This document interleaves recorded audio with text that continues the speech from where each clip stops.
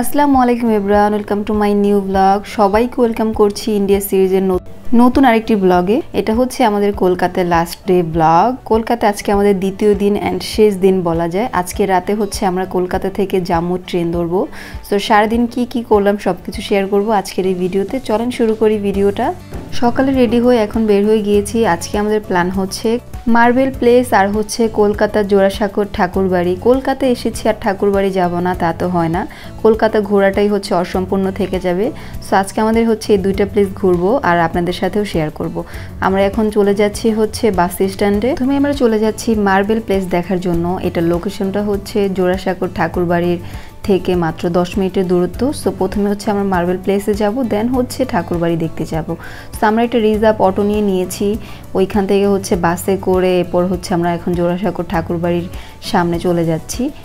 এছাড়াও আপনাদেরকে একটা সহজ লোকেশন বলে দিচ্ছি, সেটা হচ্ছে দমদম মেট্রো স্টেশন থেকে আপনারা গ্রিশপার্ক মেট্রো স্টেশন চলে আসতে পারেন। ভাড়া পড়বে মাত্র 10 রুপি। গ্রিশপার্ক মেট্রো স্টেশন এসে 10 মিনিট পায়ে হেঁটে চলে আসতে পারবেন জোড়াসাঁকোর ঠাকুরবাড়ি। আর এটার একটা রাস্তা দিয়ে হচ্ছে মার্বেল প্লেস, আর একটা রাস্তায় হচ্ছে জোড়াসাঁকোর ঠাকুরবাড়ি। কাউকে জিজ্ঞাসা করলে আপনাদেরকে রাস্তাটা চিনিয়ে দিবে। খুবই সহজ লোকেশন। এছাড়া রাম মন্দির উল্টো পাশে হচ্ছে এই মার্বেল প্লেসটা। তবে এটা আমি আপনাদেরকে দেখাতে পারলাম না, কারণ হচ্ছে মার্বেল প্লেসে ফোন নেওয়া অ্যালাউ না। আর মার্বেল প্লেসটায় হচ্ছে কোনো এন্ট্রি ফি ছিল না। এটার বন্ধ হচ্ছে সোমবার আর হচ্ছে বৃহস্পতিবার বাদে সব দিনই আপনারা খোলা পাবেন। এটার ওপেন টাইম হচ্ছে সকাল 10টা থেকে বিকাল 4টা পর্যন্ত। মার্বেল প্লেস দেখে এখন আমি চলে এসেছি দুপুর লাঞ্চটা করার জন্য। আর এই রোডের মধ্যেই হচ্ছে একটা হাজির বিরিয়ানি নামে এই বিরিয়ানিটা ছিল। বিরিয়ানিটা হচ্ছে চিকেন দম বিরিয়ানি। এটার দাম ছিল 100 রুপি। চিকেন ছিল আর একটা বড় সাইজের আলু ছিল। এই দোকানটার নাম ছিল হাজির বিরিয়ানি। আপনারা যদি জোড়াসাঁকোর ঠাকুরবাড়ি আসেন তাহলে অবশ্যই এই বিরিয়ানিটা ট্রাই করবেন একবার হলেও। বিরিয়ানিটা খুবই মজা ছিল, যেমন মশলা কম ছিল, এটার ফ্লেভার খুবই কম ছিল, বাসমতি চাল ছিল ঝরঝরে, সাথে বড় একটা আলু ছিল, খুবই মজা ছিল। কলকাতায় যাওয়ার পর আমার খাওয়া বেস্ট বিরিয়ানি ছিল এই বিরিয়ানিটা।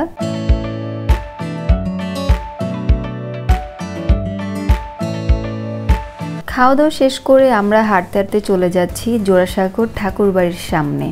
এটা হচ্ছে ঠাকুরবাড়ির ব্যাক সাইড, রবীন্দ্র ভারতীয় বিশ্ববিদ্যালয়। এটা খোলা থাকে না, এই গেটটা সামনের দিকে গিয়ে ঢুকতে হবে। সো এই তো আমরা সামনের দিকে চলে আসলাম। আর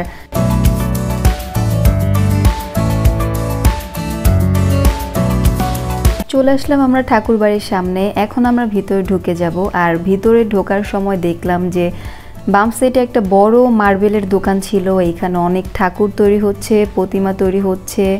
হিন্দু ধর্মাবলম্বীদের অনেক টাইপের হচ্ছে ঠাকুর ছিল। এগুলো সবই হচ্ছে মার্বেল দিয়ে তৈরি। সো আমি একটু ভিডিও নিয়ে নিলাম। যাই হোক, এখন হচ্ছে আমরা ভিতরে চলে যাচ্ছি। এই যে এই রাস্তাটা ধরে হচ্ছে সামনে যে গেটটা দেখতে পাচ্ছেন, এটাই হচ্ছে ঠাকুরবাড়ির মেন গেট। এই ঠাকুরবাড়ি মিউজিয়াম সপ্তাহে সোমবার বাদ দিয়ে সব দিনই খোলা থাকে। আর এটার এন্ট্রি ফি হচ্ছে 30 রুপি।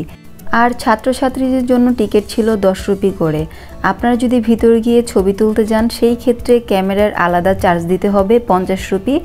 যদিও সব জায়গাতে ছবি তোলা অ্যালাউ না, জাস্ট নিচের জায়গাটাই হচ্ছে আপনারা ছবি তুলতে পারেন, তাও আবার ভিডিও করতে দেয় না।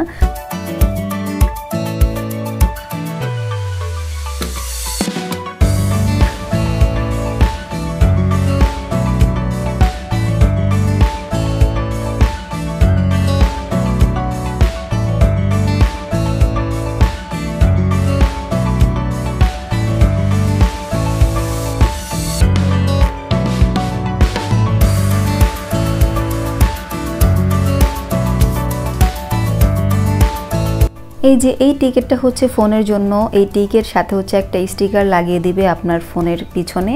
সো ওইটা থাকলে হচ্ছে আপনি ছবি তুলতে পারেন।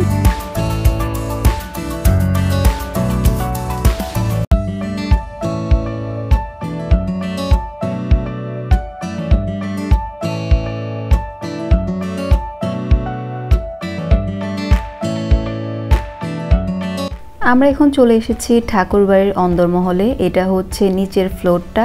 এই জায়গায় শুধু ছবি তোলা যাবে আর চুপি চুপি একটু ভিডিও করা যাবে, তাছাড়া ফোন অতটা অ্যালাউ করে না। আর আপনার ফোনের পিছনে অবশ্যই স্টিকারটা থাকতে হবে। এখানে অনেক দারোয়ান ছিল, সিকিউরিটি গার্ড ছিল। আসলে এটা তো হওয়ারই কথা, কারণ এত বড় নোবেল পুরস্কার পাওয়ার একজন লোক, তার বাড়িতে আসলে সব জায়গায় ছবি তো আসলে এলাও না। যাই হোক, এই যে এখন হচ্ছে আমরা নিচে জুতা রেখে উপরে চলে যাচ্ছি। ঠাকুরবাড়ি ঘুরে এরপর আমরা এখন চলে যাচ্ছি নাখোদা মসজিদ দেখার জন্য। ঠাকুরবাড়ির আর কোনো ভিডিও ক্লিপ নিতে পারি নাই, কারণ টোটালি ফোন অফ ছিল। আসলে কি বলবো, এক এক জায়গার এক এক রকম সৌন্দর্য, কোনোটার সাথে কোনোটা এক্সপ্লেন করার মতো না। প্রতিটা জায়গার সৌন্দর্য হচ্ছে ভিন্ন ভিন্ন, এটা আসলে না গিয়ে দেখলে বোঝা যায় না কখনোই। সো আমরা হচ্ছে হাঁটতে হাঁটতে চলে আসলাম একটা লাচ্ছির দোকানে।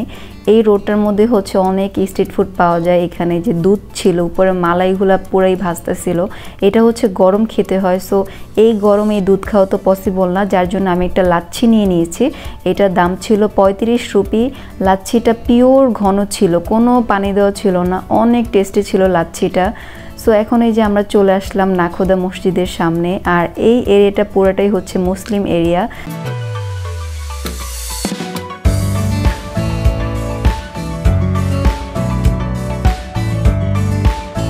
আর যেহেতু রমজান মাস ছিল, পুরাটা এরিয়া হচ্ছে একদম ভিড় ছিল। এই যে এইটা হচ্ছে নাখোদা মসজিদ। মাশাআল্লাহ, কলকাতার ভিতর সবচেয়ে বড় মসজিদ হচ্ছে নাখোদা মসজিদ। এটা হচ্ছে সবচেয়ে বড় মসজিদ বলা যায় কলকাতার ভিতর। আর এই মসজিদটা অনেক পুরনো, আমি সব কিছু ডেসক্রিপশন বক্সে লিখে দেবো, আপনারা দেখে নিতে পারেন। সো এইখানে ঘুরে এখন আমরা হচ্ছে মেট্রোতে চলে আসলাম গ্রিস পার্কে। এখান থেকে এখন হচ্ছে আমরা হোটেলে চলে যাব। আজকে রাতে 7টায় হচ্ছে আমাদের জম্মু ট্রেন ধরতে হবে। সো ভিডিওটা আজকে এখানে শেষ করছি, দেখা হচ্ছে নেক্সট ব্লগে। Thanks for watching. আসসালামু আলাইকুম।